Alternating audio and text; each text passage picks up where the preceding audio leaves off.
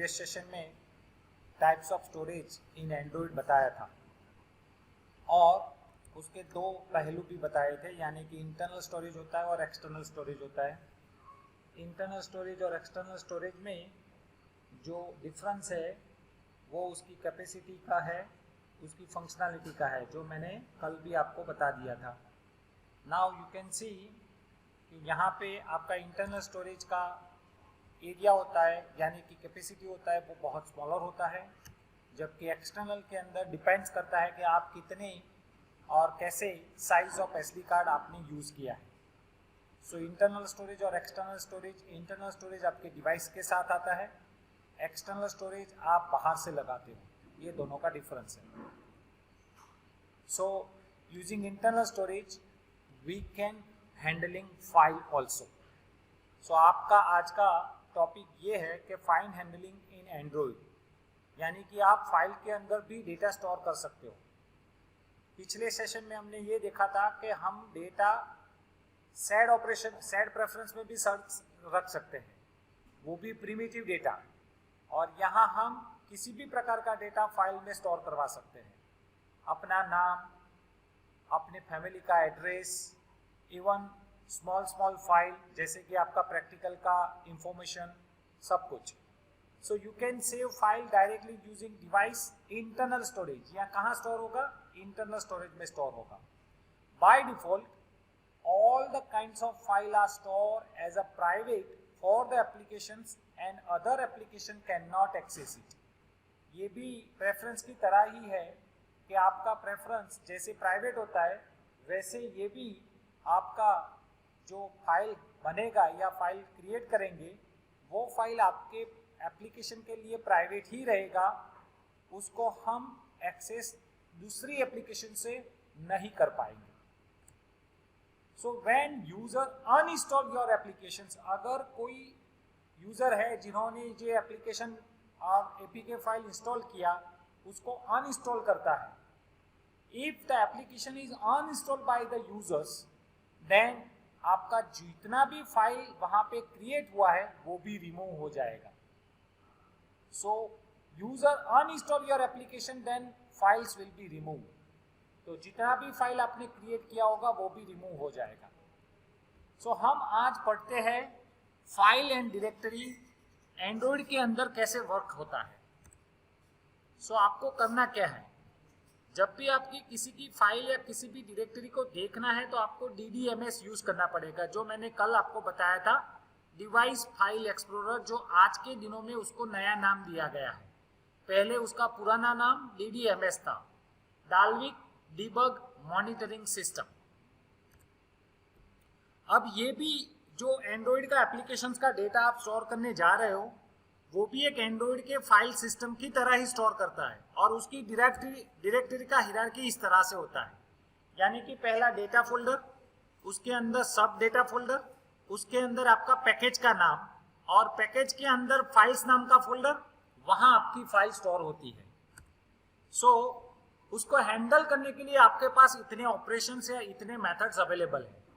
Context नाम का class है जिसके अंदर आप ओपन फाइल इनपुट करवा सकते हो, ओपन फाइल आउटपुट करवा सकते हो। अब इनपुट और आउटपुट का डिफरेंस ये है, अगर आप इनपुट वर्ड पीछे देखते हो उसको रीडिंग के लिए यूज किया जाता है, और आउटपुट देखते हो उसको राइटिंग के लिए यूज किया जाता है। इसके बाद थर्ड वाली मेथड जहां पे लिखा है कि डिलीट फाइल्स, तो वो आपकी फाइल को डिलीट करता है। फाइल लिस्ट, वहां से आप सभी प्रकार की फाइल का लिस्ट ले सकते हो। गेट फाइल्स डायरेक्टरी, यानी कि आपकी फाइल कहां स्टोर हुई है उसकी डायरेक्टरी का नाम ले सकते हो। गेट कैच डायरेक्टरी, यानी कि आपकी फाइल का कैच डायरेक्टरी का नाम क्या है वो ले सकते हो। गेट डायरेक्टरी, आप कौन सी डायरेक्टरी और उसकी सब डायरेक्टरी का नाम यहां से ले सकते हो। तो इस तरह से ये कॉमन फाइल मेथड्स आपको बहुत सारी हेल्प करता है। अगर आपको रीडिंग करना है तो आपको हेल्प मिलेगा ओपन फाइल इनपुट, और अगर आपको राइट करना है तो आपको ओपन फाइल आउटपुट यूज करना पड़ेगा। तो इस तरह से आप अपना नंबर ऑफ सारा एप्लीकेशंस यूज कर सकते हो, और ये जो फाइल हैंडलिंग मेथड है वो बहुत सारी हेल्प आपको वहां से ये मेथड को शॉर्टकट वे से आप उसका यूज कर सकते हो। अब मैं पहला ऑपरेशन आपको सिखाने जा रहा हूं, पहले ध्यान से देख लीजिए। नंबर ऑफ मेथड्स है, जो आपने जावा में सीखा था वही मेथड्स है, नए नहीं है, लेकिन उसका सिंटेक्स और स्ट्रक्चर बदल जाता है क्योंकि आज के दिनों में आप जावा के साथ एंड्रॉइड प्रोग्रामिंग कर रहे हो।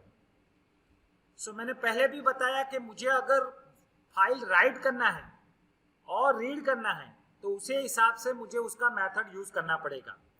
अभी मैंने आपको बताया कि call open file output with the name of file for the operating mode and it will return file output stream FOS।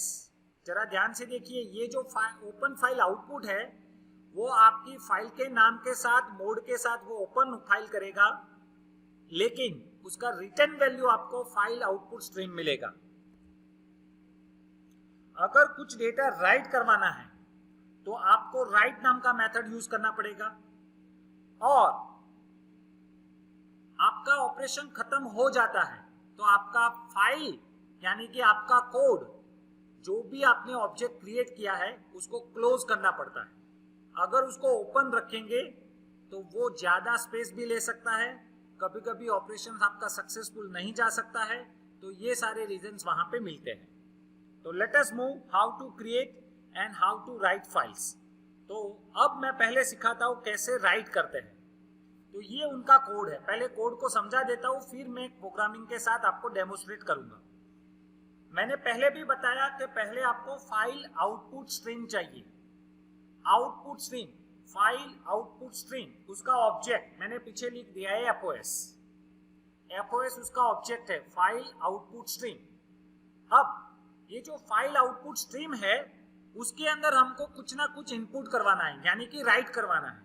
इसलिए मैंने टेम्पररी बेस पे एक स्ट्रिंग S लिया है, और जहां पे मैंने कुछ लिखा है some text to the write to the file, इसकी जगह आप अपना नाम, अपनी फैमिली का नाम, एड्रेस का नाम, मोबाइल नंबर सब कुछ लिख सकते हो, और वो सभी डेटा आपके मोबाइल के अंदर या सॉरी आपके फाइल के अंदर स्टोर होगा। इंपॉर्टेंट लाइन 3 है जो ट्राई के अंदर लिखा है। अब आपको लगा होगा कि सर ये ट्राई कैच क्या है, तो मैं आपको सीधी तौर पे बता दूं कि जो ट्राई के अंदर कोड लिखा है, अगर इसके अंदर कोई एरर आता है और अगर वो एरर आपका फाइल नॉट फाउंड के जैसा है तो आपका कैच नंबर 1 उसको हैंडल करेगा। अगर आपका एरर IO एक्सेप्शन की तरह है, यानी कि इनपुट आउटपुट की प्रॉब्लम से हो रहा है, तो वो दूसरे कैच के साथ हैंडल करेगा। इतना याद रखना है, ट्राई के अंदर कोड को एग्जीक्यूट करते वक्त अगर कोई एरर आएगा वो कैच हैंडल करेगा। अगर ट्राई के एग्जीक्यूट कोड करते वक्त अगर कोई एरर आएगा वो कैच नाम का पर्सन या कैच नाम का ब्लॉक उसको हैंडल करेगा। अगर वो इनपुट आउटपुट है तो इनपुट आउटपुट एक्सेप्शन हैंडल करेगा। अगर वो फाइल नॉट फाउंड का है तो वो फाइल नॉट फाउंड एक्सेप्शन उसको हैंडल करेगा। Now concentrate on 3 lines. अब मैं जो पहली 3 लाइन है ट्राई के अंदर लिखी हुई उसके बारे में कह रहा हूं। जब भी आप किसी भी फाइल को राइट करवाना चाहते हो तो आपको जो मेथड यूज करना है उसका नाम है ओपन फाइल आउटपुट। जरा याद रखिएगा, ओपन फाइल आउटपुट, और उसके 2 पैरामीटर होते हैं। पहला पैरामीटर जिसका फाइल नेम कहा जाता है, और दूसरा पैरामीटर जिसको हम प्राइवेट मोड कहते हैं, पब्लिक मोड कहते हैं, और कई सारे मोड्स अवेलेबल है, मैं पीछे आपको एक्सप्लेन करने वाला हूं। अभी आप याद रखिए उसको प्राइवेट मोड में ही ओपन करना है, और इसकी जगह आप 0 भी लिख सकते हो, जो मैंने पहले भी सेट प्रेफरेंस में बता चुका हूं। यहां आपका जो रिटर्न वैल्यू आएगा वो FOS होगा। FOS मतलब फाइल आउटपुट स्ट्रीम। FOS का मतलब क्या है? फाइल आउटपुट स्ट्रीम, जो आपने लेफ्ट हैंड साइड लिखा हुआ है। अब आपके फाइल का नाम फाइल नेम .txt है, अगर उसके अंदर कुछ लिखना है तो आपको FOS नाम का ऑब्जेक्ट के साथ कुछ ना कुछ पास करना पड़ेगा। इसलिए हमने पहले लिखा FOS डॉट राइट, यानी कि राइट नाम की मेथड आपको मिल गई, और इनटू ब्रैकेट में आपने ये पास किया है S यानी कि आपने पहले लोकल वेरिएबल डिक्लेयर कर दिया था। टॉप पे देखिए string s equal something brackets, तो वो वाला डेटा यहाँ पे पास किया, लेकिन हमने गेट बाइट क्यों यूज किया, वो भी क्वेश्चन आपका होगा। तो हमने इसलिए गेट बाइट यूज किया कि आपका जो राइट नाम का मेथड है वो बाइट में डेटा ले रहा है, इसलिए हमने उसको कन्वर्ट किया। यानी कि s तो स्ट्रिंग में है और उसको गेट बाइट करने से वो एक एक कैरेक्टर को बाइट में कन्वर्ट करते हुए आपके FOS के अंदर स्टोर करेगा और FOS आपका फाइल नेम .txt के अंदर स्टोर करेगा। तो इस तरह से वो साइकिल चलता रहता है अप टू आपके some of the text to write to the file, full stop नहीं आएगा तब तक ये पूरा डेटा कन्वर्ट होगा और वहां पे स्टोर हो जाएगा। At the end of the line, last में देखिए FOS को क्लोज किया गया है, FOS को क्लोज किया गया है, तो हमने उसको क्लोज कर दिया है। तो this is the way you can write your file. इसको हम डेमोस्ट्रेट करते हुए हमारे प्रैक्टिकल को देखते हैं। तो